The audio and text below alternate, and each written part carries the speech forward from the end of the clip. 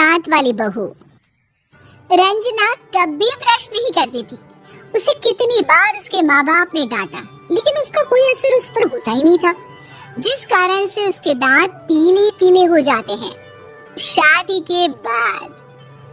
अरे बहू, वैसे तो तुझ में कोई कमी नहीं है, पर तेरे दांत इतने पीले कैसे हैं बेटा? कैसे मतलब? कोई सर्जरी थोड़ी ना कराई है। वो तो क्या नाम, मैं ब्रश नहीं करती थी तो पीले हो गए। अब क्या करूं? आप कहें तो लाल करवा लूं या फिर काले? यार ये क्या है, क्यों माँ से लड़ रही हो? लड़ रही हूँ? अरे मैं लड़ रही हूँ या ये बोल रही है कि दांत पीले हैं, पीले। अरे तपस्या थोड़ी ना की है इन्हें पीले करने के लिए। बकायदा ब्रश नहीं किया है 20 साल तक, तब जाकर। छी, कैसी बात कर रही हो? ये उस वक्त तो पीले नहीं थे जब हम लोग तुम्हें देखने आए थे। अरे तब साफ करवा लिया होगा डेंटिस्ट के पास जाकर। अब देखो कैसे पीले पीले लग रहे हैं। रंजना सास की तरफ गुस्से से देखती है। फिर शुरू हो गई पीले पीले पीले। अरे पीले तो तब भी थे जब मेरे हाथ का रसगुल्ला उड़ा उड़ा कर खा रही थी और बोल रही थी, लड़की नहीं गुणों का खजाना दे रहे भाई साहब आप। अब वो लोग करते भी तो क्या करते, पीले दांत वाली बहू पल्ले पड़ी थी तो झेलना तो था ही। एक दिन कीर्तन में रंजना गाना गा रही थी। अरे कमला बहन, माँ का द्वार आया तो सब शुद्ध होकर आते हैं, फिर अपनी बहू को ब्रश भी नहीं कराती तुम। दूर से पीले पीले दांत भक्ति में बाधा उत्पन्न कर रहे हैं। अरे कोई 2 साल के बच्चे थोड़ी ना लेकर आई हूँ मैं बहू बनाकर। अच्छी खासी लड़की है, अरे कैसे करवाऊं ब्रश? ये तो उसे खुद करना चाहिए ना। अब माँ बाप तो इसके जैसे तैसे निपटा दिए, ये नहीं सोचा कि सास कैसे संभालेगी।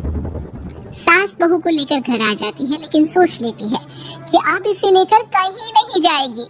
अगले रोज बहू कहती है, अरे क्या हो गया, मंदिर नहीं जाना क्या?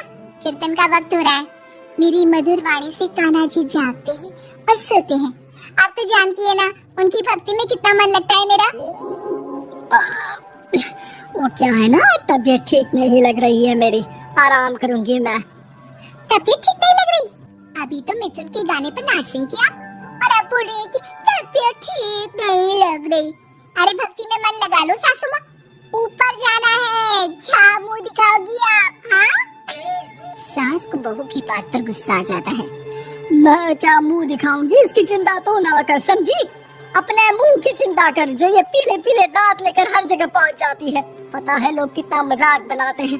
ना जी ना, मैं नहीं जाना कहीं तेरे साथ। तो ये बात है। कोई ना, मत जाओ, मैं अपने कमरे में ही बैठकर भक्ति कर लूंगी। ऊपर वाला दांत थोड़ी ना देखता है, मन देखता है, भावना देखता है। और अरे बस बस, तू सब कुछ दिखा, बस ये सफेद चमकदार दांत ना दिखाना किसी को, है? जा यहाँ से। बहू को सास की बात का कोई फर्क नहीं पड़ता, वो तो जैसी थी वैसी ही रह जाती है। सुबह नहाकर किचन में खाना बनाना, फिर खाना खाना, कीर्तन भजन करना और सो जाना। एक दिन, माँ जी मैं सहेली के घर जा रही हूँ, शाम को लेट आऊंगी। हाँ, तो जाना, मैंने कौन सा तेरी आरती करनी है घर पर बैठकर। रंजना सहेली के घर जाती है, जहाँ वो पार्टी में जाने की तैयारी कर रही होती है। अरे शिखा, कहाँ जाने की तैयारी कर रही है? मैं गलत वक्त पर आ गई क्या? अरे नहीं यार, उल्टा सही वक्त पर आई है। मैंने ये साड़ी और ज्वेलरी निकाली है यार, शाम को इनके ऑफिस की एक पार्टी में जाना है। बताना कैसा लग रहा है ये सब? नहीं यार, इस ड्रेस के साथ तो वो वाली ज्वेलरी अच्छी लगेगी। हाँ, सही बोल रही है, मैंने ध्यान ही नहीं दिया। वैसे तो हमेशा से मस्त फैशन सेंस रखती है। तो बड़ा जाती होगी ना पति के साथ पार्टी में। रंजना कुछ नहीं बोलती, बस सोचती है कि यार काश ये बात सही हो जाती। पर मैं क्यों नहीं जाती पार्टी में? क्या इन लोगों की कोई पार्टी होती नहीं होगी? रंजना घर आती है और रात में पति से सवाल करती है, एक बात बताइए, आप मुझे किसी पार्टी में क्यों नहीं ले जाते? क्या आपके यहाँ ऑफिस में पार्टी नहीं होती? पति बेचारा क्या कहता कि दांत पीले हैं तुम्हारे इसलिए। अरे कोई पार्टी होती नहीं हम लोगों के ऑफिस में, तो कहाँ से लेकर जाऊं? और मार्केट, मॉल, कहीं वीकेंड घूमना, कहीं तो अरे यार सारे हफ्ते में एक छुट्टी मिलती है, तो सोचता हूँ कि आराम ही कर लूं। क्यों? रंजना मन मार के रह जाती है। पहले कभी सास के साथ मंदिर जाया करती थी, लेकिन वो भी सास ने ले जाना बंद कर दिया। घर बैठी बैठी रंजना बोर हो जाती है। तभी उसे आइडिया आता है और वो मायके जाने का सोचती है।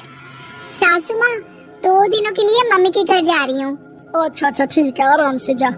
और हाँ, माँ से कुछ अच्छी आदत सीख कर आना कि कैसे शरीर के हर भाग की तरह दांतों की सफाई भी जरूरी होती है, समझी? शुरू हो गई ना आप?